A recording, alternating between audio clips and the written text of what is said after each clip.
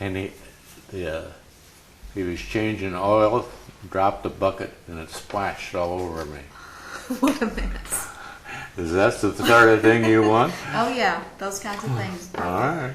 Um, I got all kinds of little details. Good. It's April 29th or April 30th, and I'm Utah Reuter, and the camera operator is Susan Acuna, and this is Dr. Myron Woltjen.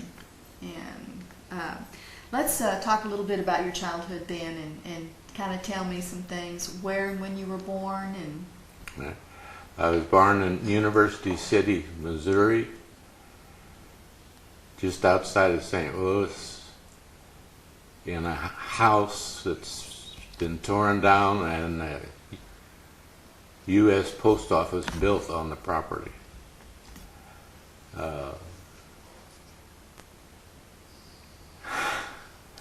Went blank. It's all right, go ahead. What were your parents' names? My parents' names were Richard E. Woltjen. He was a music teacher, particularly piano, but also taught other instruments. My mother was an opera singer, and I can't do either one.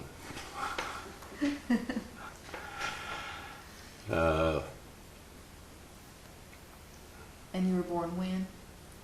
When were you born? Oh, I was born the 16th of January, 1923.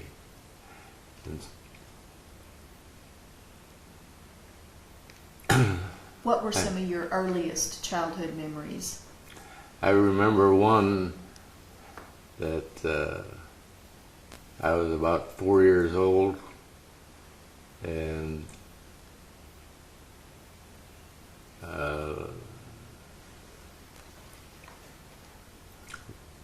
got all dressed up to go to a party, and went outside and went next door to where there was a gas station, and the man was changing oil, and the bucket dropped and splattered oil all over me, and it still sticks to my mind. Anything else? What other things can you remember? Well, we used to raise ducks in the backyard. My father was a hunter, and the ducks were decoys that he'd take hunting.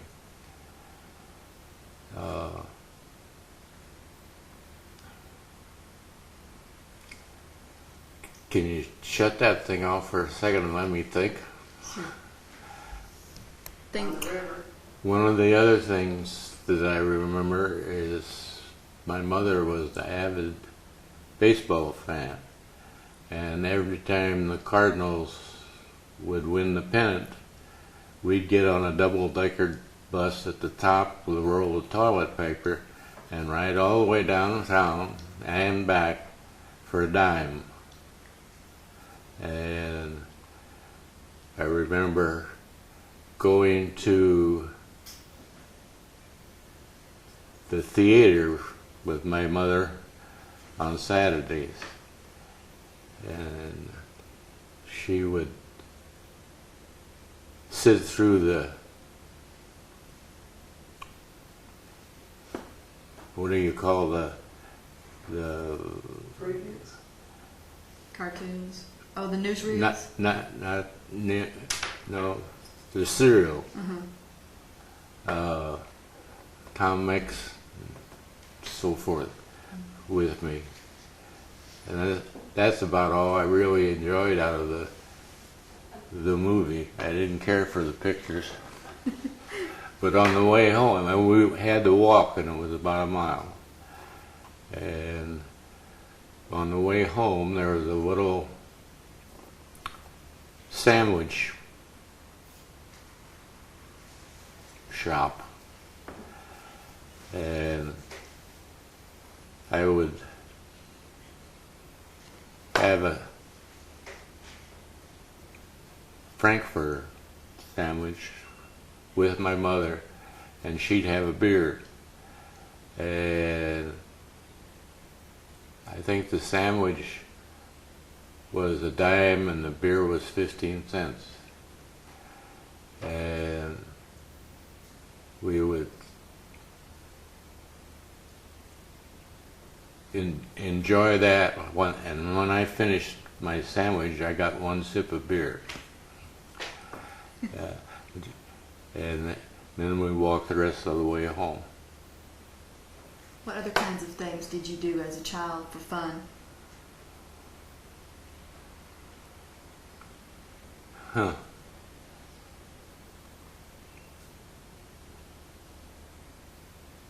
We moved around quite a bit during the Depression. We had to sell the house, and my aunt raised my mother. She was technically an orphan.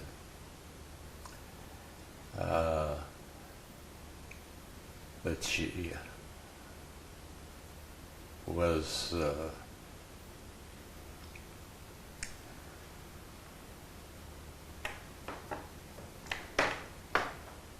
so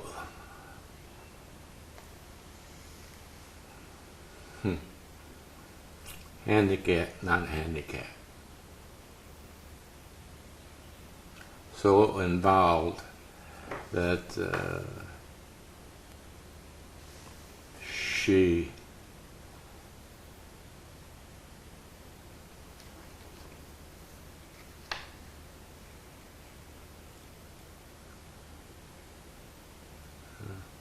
I can't think of what to say. Mm-hmm. Your mother, you were speaking about your mother or your aunt? Your aunt raised you? My mother. What happened to her parents? One of the things I remember about her is she got married without really knowing how to cook. And she called my aunt, who raised her, one day and said, "Where do I get some soft water to soft boil an egg?" And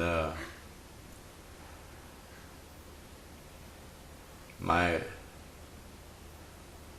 father came home one day and Mother had made donuts, and he asked what they were, and she told him, and he laughed so much, "You make donuts? That's ridiculous." And she threw them at him. I don't blame her. Let's move on then a little bit. Where were you when, in December 7th, 1941, Pearl Harbor Day? Do you remember? December the 7th, 1940. Were you already in the service? I think I was already in the service. Well, tell us how you... 1941. Mm-hmm. No, I didn't get into the service till 43. Mm-hmm. Okay. Were you, let's see, how old were you then in 41? Well, in 43 I was 20, so... You must have been 18. 41 I was... 18. Mm-hmm, 18. 18. You were in college, maybe? I was... Well, I got some more interesting things to tell you if you want them chronological. Yeah, go right ahead. Okay. When I went into high school, I went into Soldan High School in St. Louis. It's now a special education unit.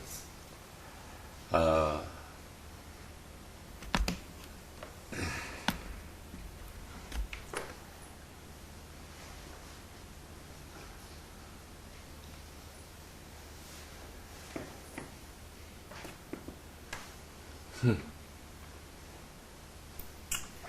worked for the chemistry teacher, didn't you? Yeah, I was assigned to the chemistry teacher's homeroom. He asked me if I would like to work for him. And I said sure, because money was scarce. This is during the Depression in 1933 or so. And I got 50 cents an hour. And he said, "Do you see that 20-gallon glass container over there?" And I said, "Yeah." He said, "I want you to fill it with one normal hydrochloric acid so I can use it in the lab, and standardize it by at least 3 different methods that match within 1%. 2 years later, I had the job completed, and what happened when I said, "Well, how do I do that?" He says, "There's the library." So I, who had never had chemistry, had to read the chemistry books and learn what one normal hydrochloric acid is, how to make it, how to standardize it, and all of this. It's pretty impressive. By the time that I got around to taking chemistry, he had me teaching the laboratory, teaching the kids how to set up their instruments. So you did well in school and Oh, science, at least. I was mostly an A student. But You went on As a to reason- major in chemistry.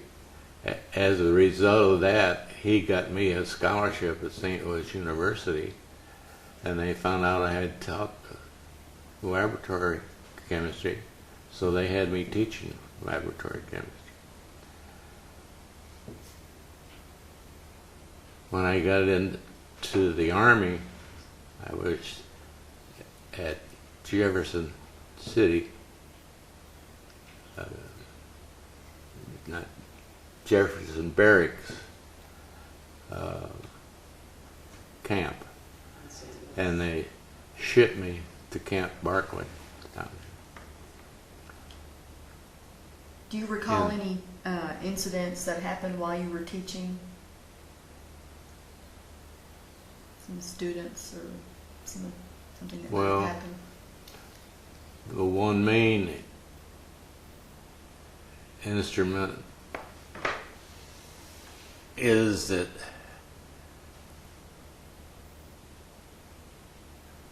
the chemistry teacher had a lot of other students working for him.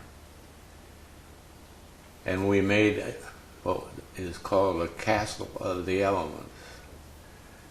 You remember the thing that hung out on the wall that showed all the elements? Well, you can fold that so it's the form of a castle with one thing sticking up here that's hydrogen and helium, and then it circles down and brings in the rest of it.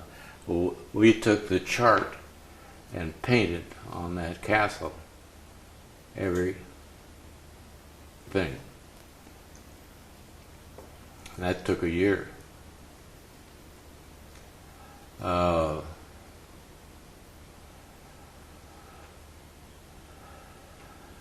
That was in college?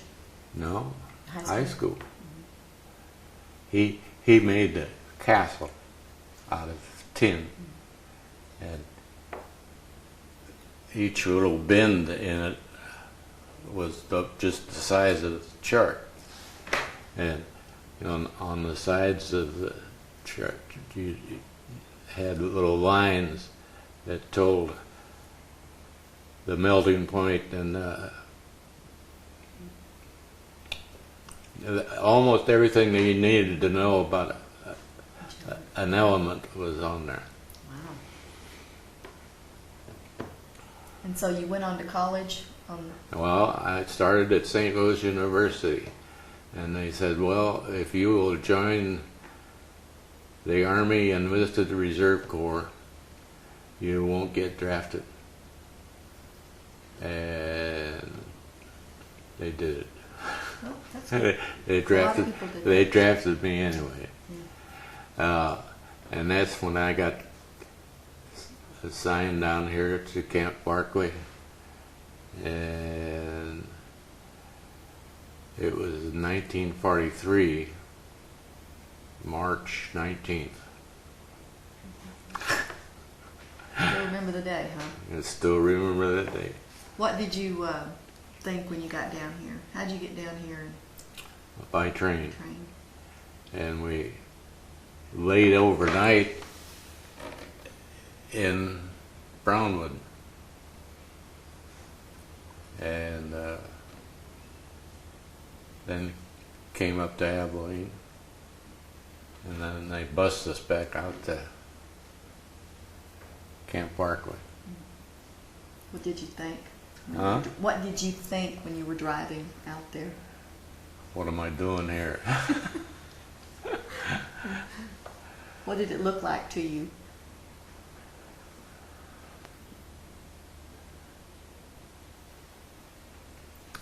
I really can't say that it looked any different than anywhere else I've been, because we've been on the train for 2 days looking out the window and crossing Texas, and Camp Barkley wasn't very much different than anything else I'd seen in Texas. What happened when you first got here? What happened the first day?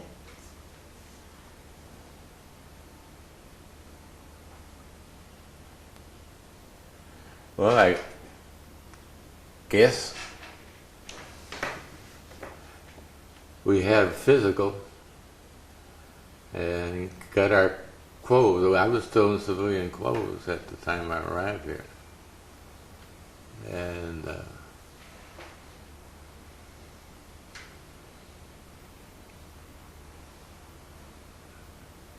the next thing I can remember, we started to learn how to march. And We ended up that we could walk 9 miles, and the first day we started out, I don't think we could have walked up 2. So they toughened us up real quick. they whip you into shape, huh? Yeah. That's good. So you basically had your training here. I had my basic training here. I was trained as a medical technician, a litter bearer. One of the boys that was right out in the field. And then the night before we were to leave,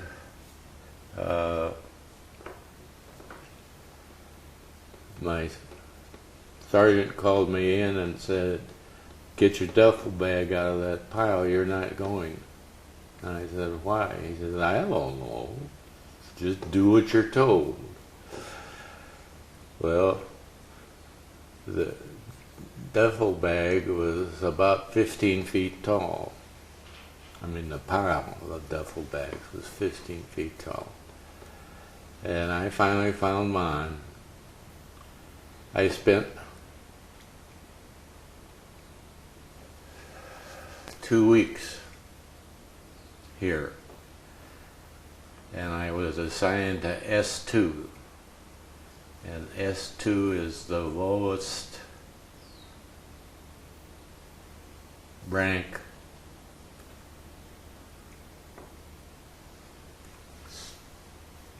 by job there is in the Army. I was in intelligence. And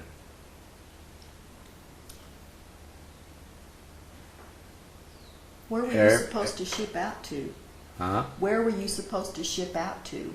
Nobody knew. Nobody knew. Europe, Europe? Huh? to Europe, someplace, but you didn't know. Oh, I was scheduled to ship to Alaska Oh, when they canceled my orders. And I never made it to Alaska at that time. The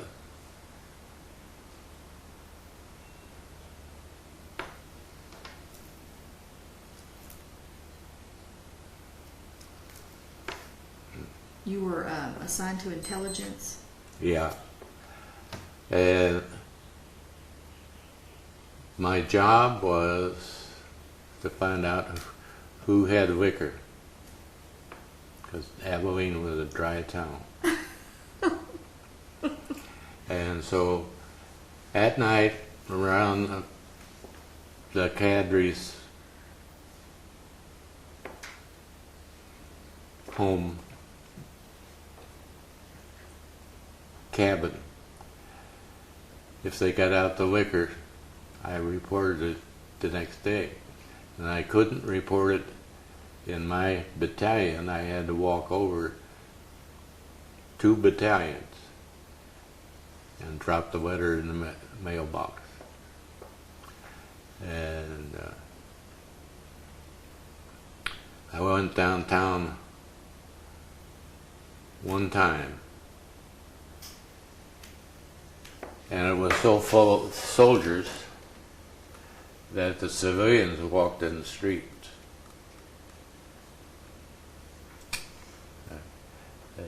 It just literally wasn't room for the civilians. What do you think Abilene felt about the troops being here?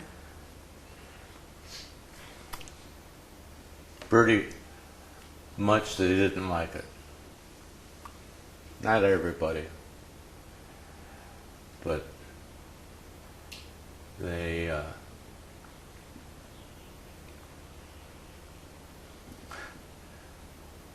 well, to be quite frank, motel rooms and hotel rooms rented 15 minutes at a time. Literally. And that was the main thing that the civilians didn't like. Was there a lot of crime at that time? Crime? Crime, I don't think there was any. except for that? Huh? Except for prostitution? Well, if you call that a crime. That's just normal wear and tear in the Army. Where'd they get all the liquor? I have no idea. But it was bootlegged in. Somehow, you know, just like it was being bootlegged in when we arrived here this last time. We got here before Prohibition.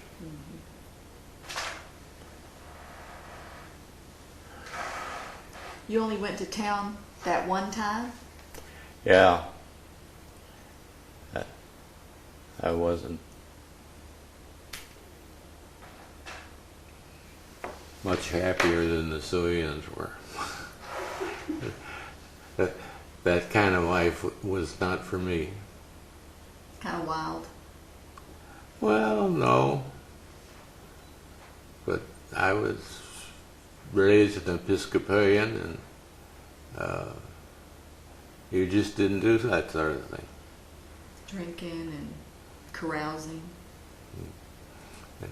The present fathers see this thing and wonder why I'm not in the Episcopalian church.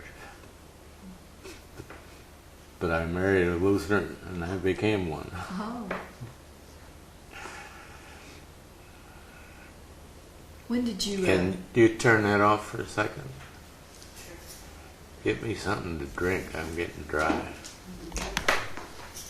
And I finally had a chance to walk several miles at Camp Barkley to see Red Skelton in person. He's the only actor I've ever seen in person. And it was wonderful, and I thoroughly enjoyed it. In Vietnam, you saw Bob Hope in person. Oh, yeah. Well, I forget those things. Where I was remember that. Where was Red Skelton? Was he here in Abilene? Yep. Right out there on that hill that's called Camp Barkley. Entertaining? Hmm? Entertaining the troops? Yeah. And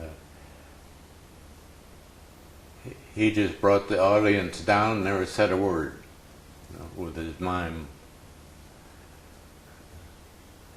And I remember that I had to walk back home, and I didn't get home until about 1:30. Home was my barracks. So you did live in a barracks. Yeah. Some of the guys lived in tents. Well, that was very early on in the life of Camp Barkley. They had barracks by the time I got here.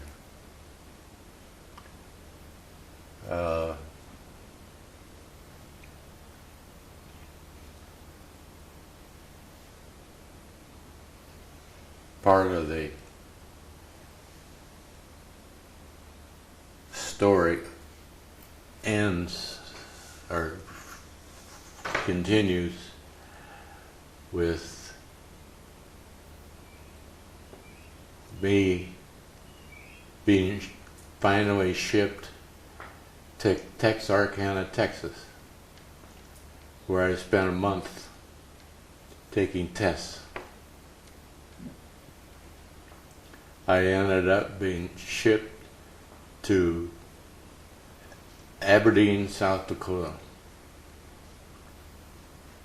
in pre-engineering school. That was college. The commander called me in and said, "We see on your record that you taught chemistry." And I said, "Yes." He said, "Would you teach it here? We're short of teachers." And I said, "Yes." He said, "Well, we can't dismiss you from the classroom, but we would like you to teach the laboratory." I said, "Fine." So I taught laboratory, and when I went up to meet the chemistry teacher, she was grading papers, my wife.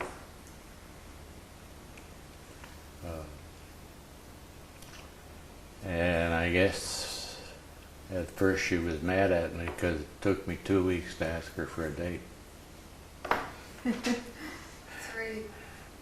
Huh? 3. 3. 3? Okay.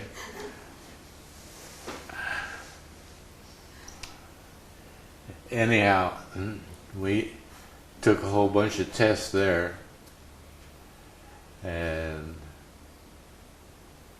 ended up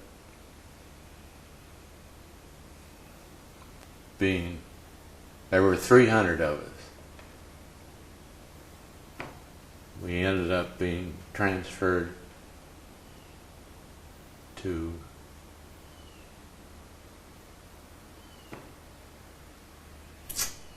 Grand Park, North Dakota. I've forgotten the University of North Dakota. University of North Dakota. And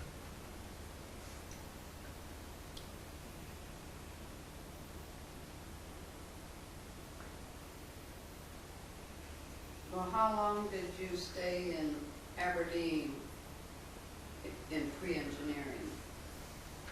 well, we arrived in June, I think, Yeah. or July, I don't know which. Well, And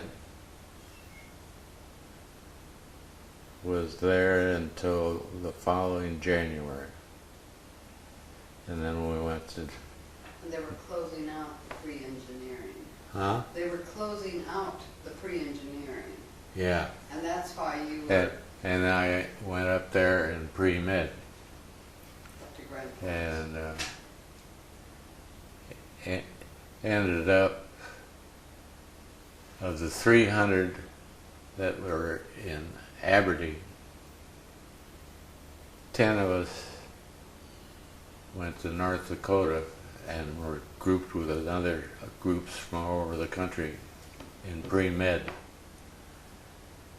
And of the, I think there were 125 or so in pre-med. And we then went to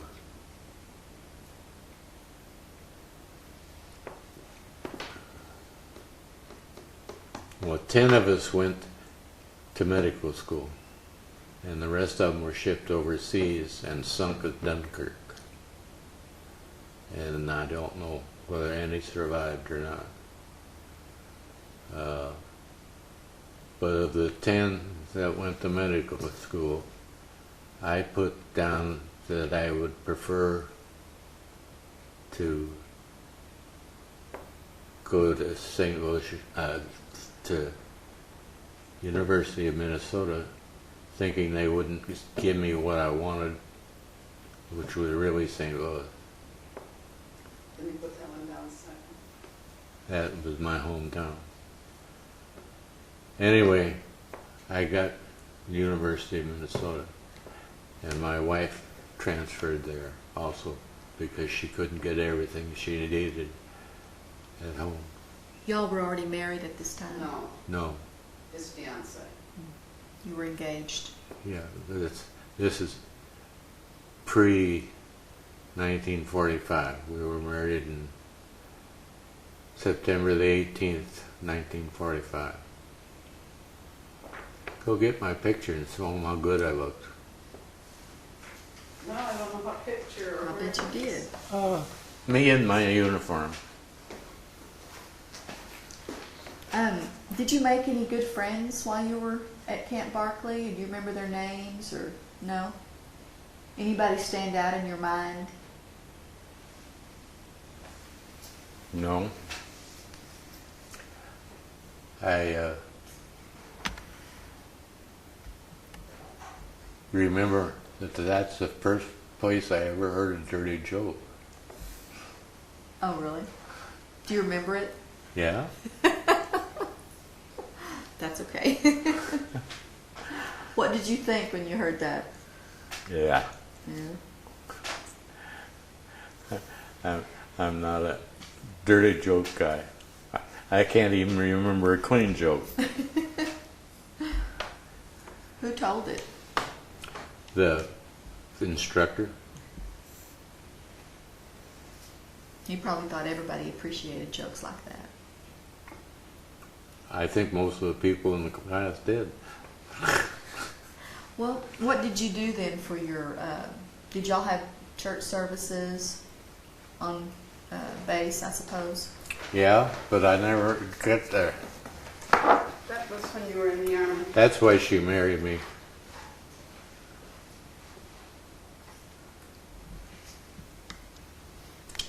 Quite a difference.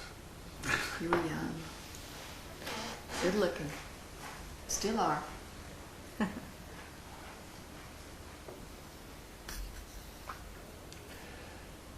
When was that taken?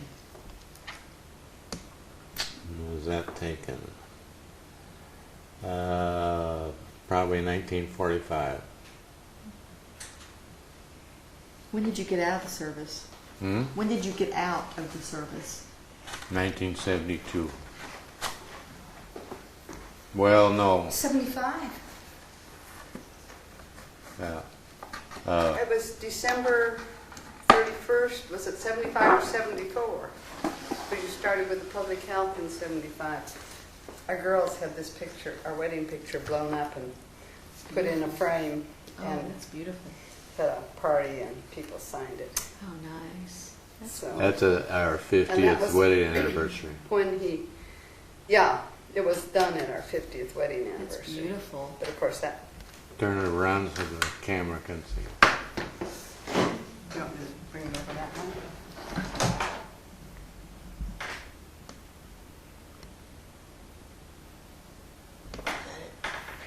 Okay. Beautiful. Where did we end up now? Um, Where are we? so you went to Dias? You went to the Air Well, Force? the IS was not He- built then. It was Camp Barclay. He got out of the, And I got out of the Army after they dropped the atomic bomb. And finished medical school. The Army had started me. And I went in private practice for 7 years in Rushford, Minnesota, which is just south of Winona. on the southeastern corner. And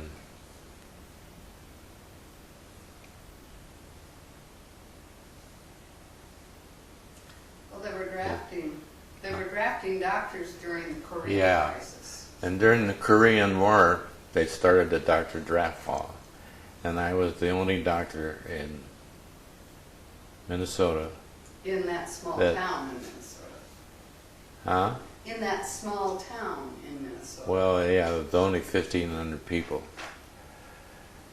But another doctor came in and they drafted him immediately. And eventually they started calling me up every month justifying why they should not draft me. And I finally got tired of making it was about 100 and some odd mile trip every month to justify why I shouldn't be drafted. And ended up that I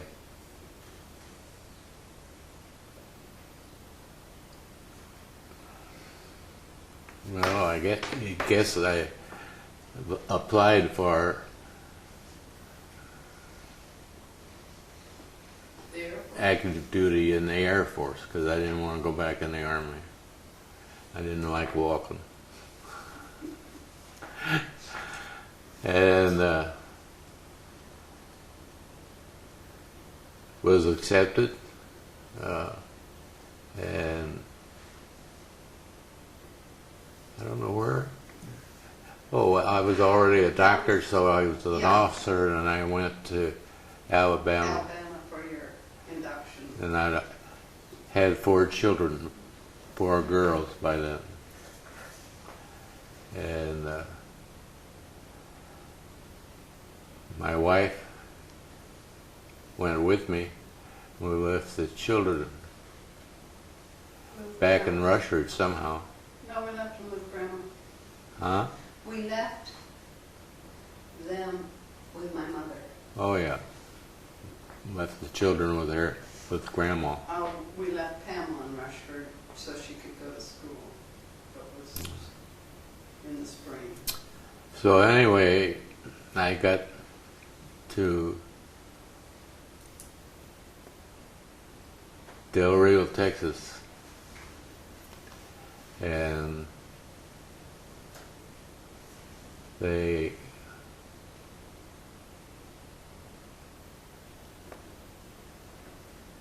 made me the chief of obstetrics.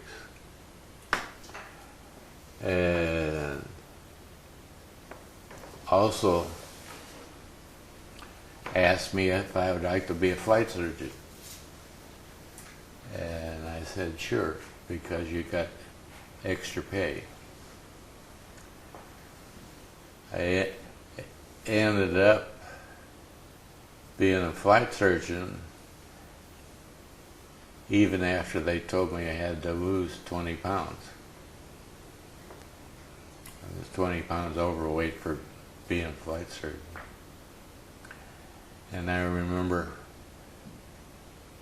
one afternoon You lost it. I almost fainted because I was eating salads for lunch, and I was in the office with a patient, and I could hardly stand up from lack of food. But we made it through, and the chief administrative officer of our command headquarters at Granville? no No.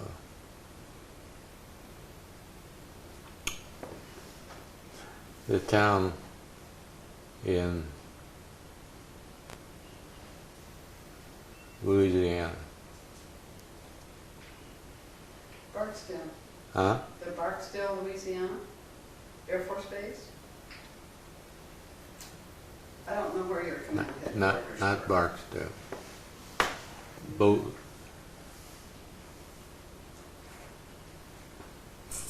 Can't think of the name of it anyway. That's fine. But anyway,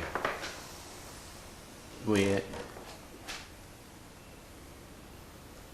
got accepted for the long course in aerospace medicine, which was the beginning of NASA. And we were flying top secret airplanes, the U-2. You may have read about it because one of them was shot down. You were involved with that? I wasn't involved with that plane particularly, but I was.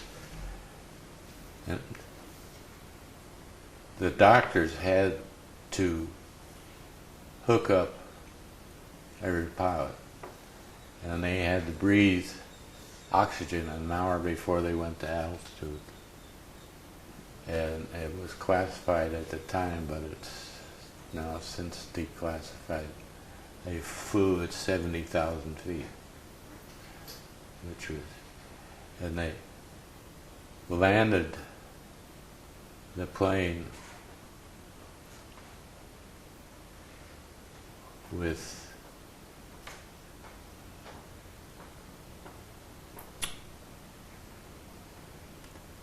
no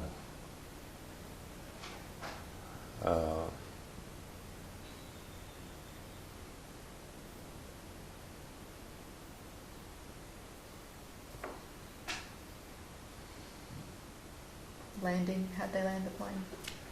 well, it was unusual in that when they took off, they had struts under the wings, and those would fall off.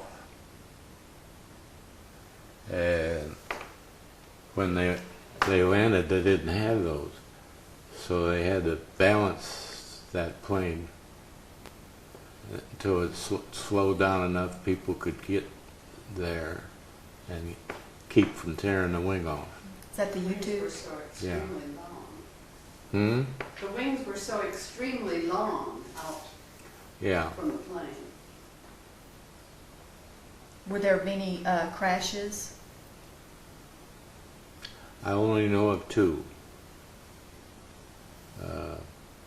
Something happened at altitude to one pilot, and he ejected at altitude, and I think holds today the record for high altitude jump out of the parachute. And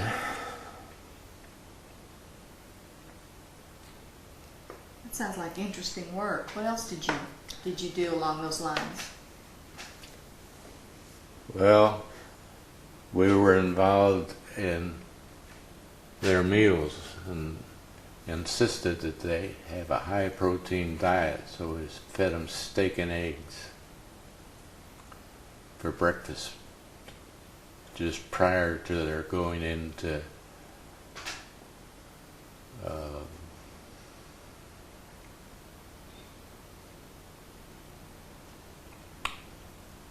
breathing oxygen. How did that help?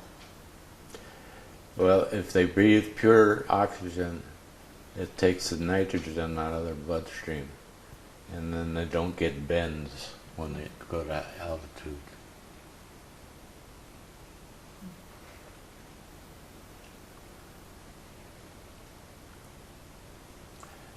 And it was such a classified project, but they took their doctor with them wherever they went for practicing in different Yeah.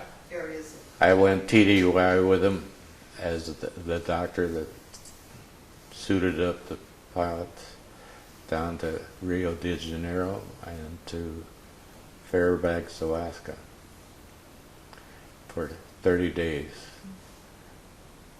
And barely made it home for Christmas for one time. Did you do a lot of traveling in the service other than that? Well, as a family, yes, but not singly. But we have lived in Japan and Charleston, South Carolina, Washington, D.C. San Antonio. I've been in Vietnam. My wife has been there and visited me. And D.C. Huh? Lived in D.C. Washington, D.C. Oh yeah, Washington, D.C. Did you go to the Vietnam War then? Yes. You were in the war? I was the surgeon advisor to the Vietnamese Surgeon General. What was that like? Well, it was kind of fun. I had a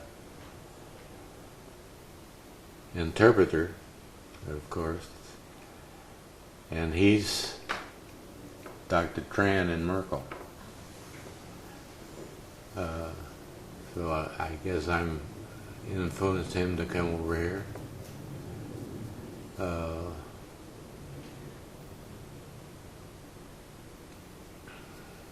Do you still see him? Huh? Do you still see him? Oh yeah.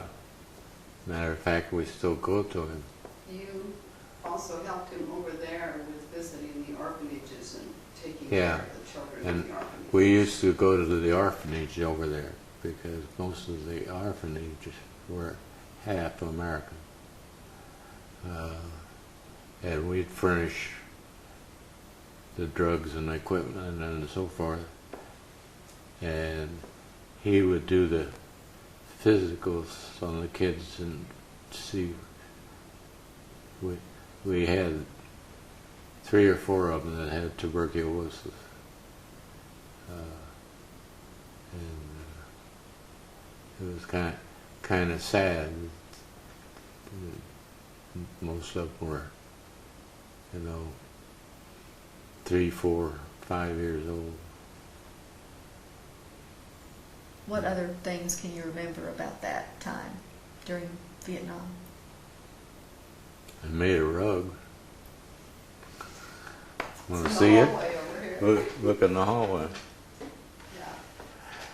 Yeah.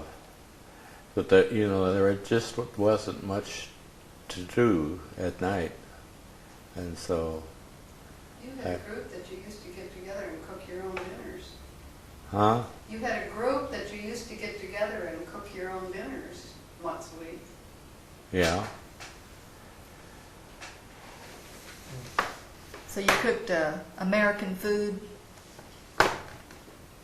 Well, not necessarily. They had a town not far away that the pilots used to land in. And they'd bring back lobsters, and they would be that big around. And we cook those and have a lobster feast. And one lobster would feed about 4 people. And all you could eat. I think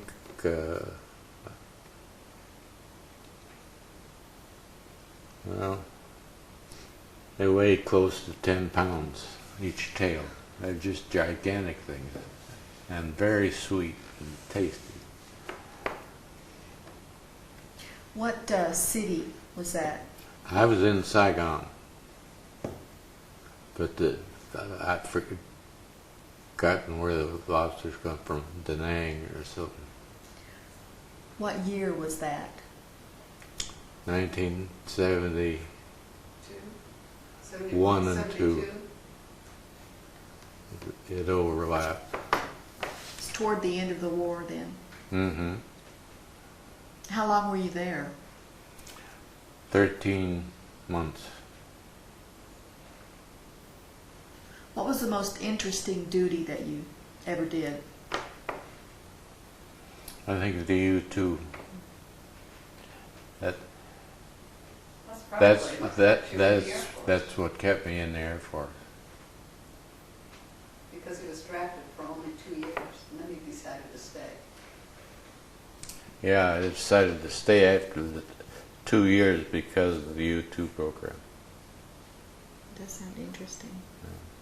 How did you wind up back at Dias? From Vietnam. Yeah, I was in Vietnam and had shipping orders for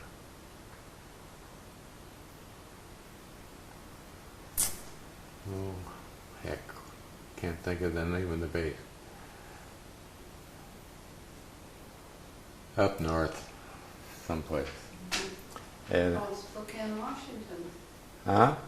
Spokane, I don't know the base, up near Spokane, Washington. Yeah, in that area. And then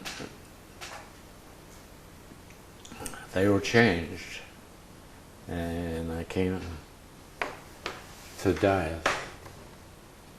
And since it was so close to Camp Barkley, we ended up staying because I had made a complete round robin from Camp Barkley to Camp Barkley. And I was commander of the hospital here. And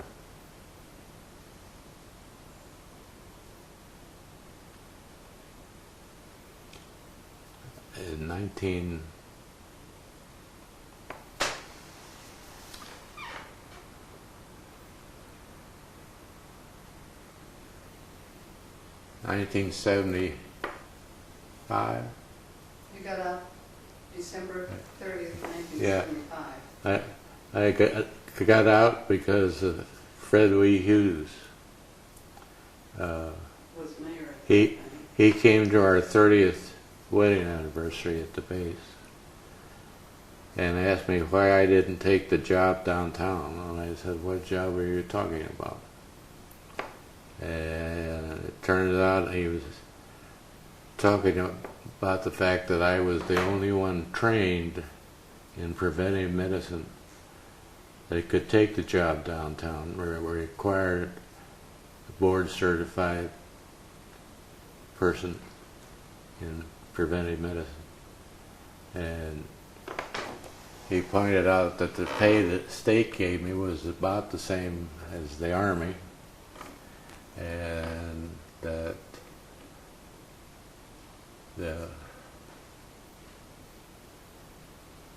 Your retirement. huh? Your retirement pay. And my retirement pay would be $23,000. So it didn't take me long to take that raise.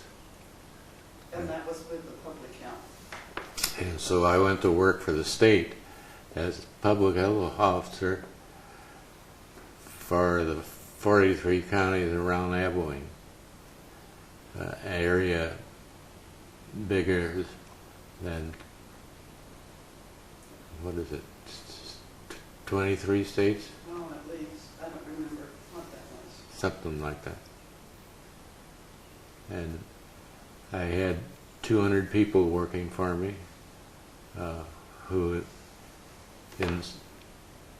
inspected all the x-ray equipment, all the nursing homes, all the veterinary products,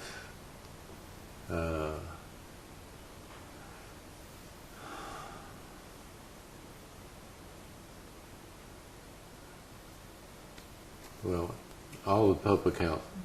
Did you But- enjoy that transition? Yeah.